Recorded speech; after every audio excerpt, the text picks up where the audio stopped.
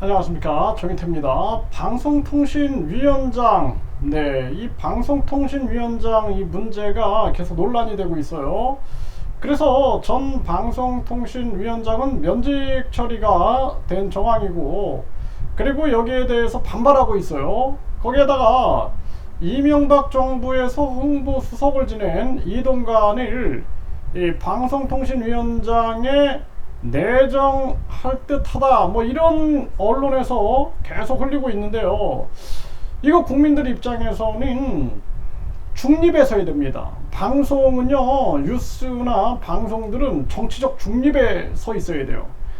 이 히틀러가 만약에 환생을 했다 그럴 경우에 이 히틀러에 대해서 비판하지 못하는 그러한 언론은 결국에는 공범이 되는 거예요. 공범이. 그래서 독재자가 나타났을 때 이 독재자에게 저항할 수 있는 언론, 방송이어야 한다라는 것입니다. 그렇지 않으면은 그 나라 자체가 인류에 큰 죄를 짓게 되는 거예요. 그래서 방송통신위원장은 정치적으로 중립에 서야 된다라는 거예요. 이거 사실은 방송통신위원장, 감사원장, 경찰청장, 검찰청장, 선관위위원장, 국민권익위원장, 그리고 이러한 사람들은 국민이 직접 선출하고 국민이 직접 해임할 수 있는 국민 직접 선출제, 국민 소환제를 운영해야 된다. 저는 그렇게 봅니다. 그렇지 않고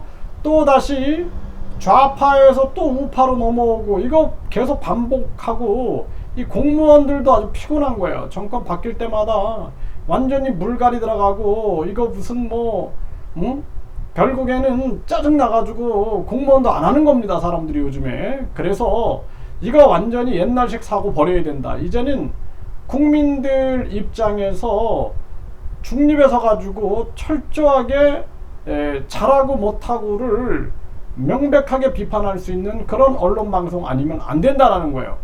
그래서 제가 선관위 비판하고 있어요. 지금 선관위 비판한다고 해서 제가 무슨 우파에 서 있는 건 아닙니다. 잘못하니까 비판하고 있는 거예요. 그리고 방송통신위원장 이 문제에 대해서는 이동관은 아니다라고 제가 분명하게 말씀을 드리는 겁니다.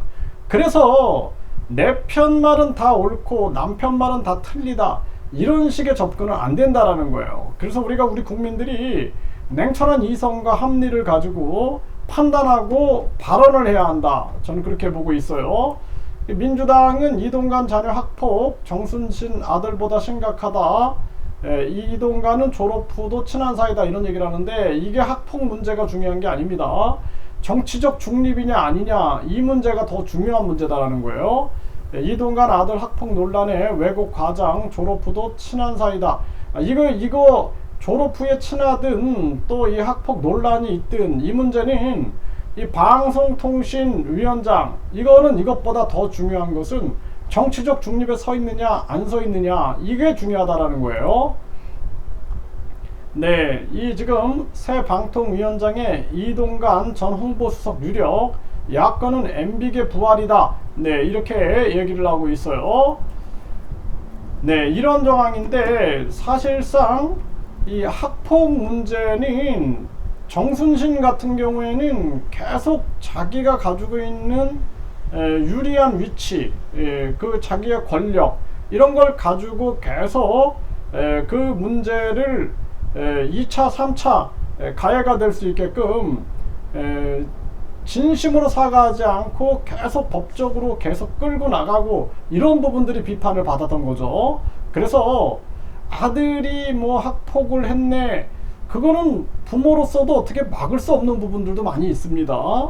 그것보다 더 중요한 것은 정치적으로 중립에 서 있느냐. 그렇지 않고 이 방송통신이 다시 또 정치적 균형을 잃어버리게 되면은 또 다음 정권에서 또 싸우고 이게 반복되는 거예요. 그래서 이런 부분들을 우리가 명확하게 진단해야 된다, 이렇게 말씀드립니다.